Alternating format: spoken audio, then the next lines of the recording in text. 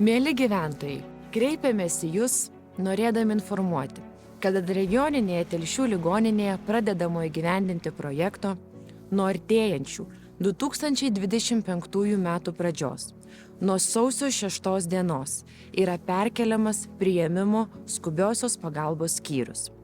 Gyventojai, kurie nuo 2025 metų pradžios, nuo sausio 6 dienos, bet kuriuo paros metu, nuosavų transportų vyksite į priėmimo skubiosios pagalbos skyrių, vykti turite į kitą, šiuo metu jūsų ekranuose matomą vietą. Regioninė Telšių ligoninė planuojame, jog skyrius šioje vietoje veiks ir visas paslaugas teiks visus 2025 metus.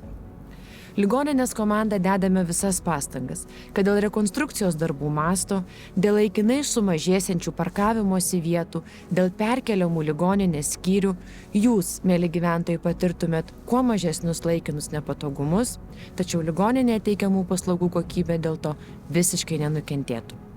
Tikimės jūsų supratingumo, prašome pasidalinti šią informaciją ir viliamės, kad jo visai netrukus galėsime jums pristatyti rekonstruotus, išplėstus ir modernizuotus ligoninės skyrius. Likime sveiki!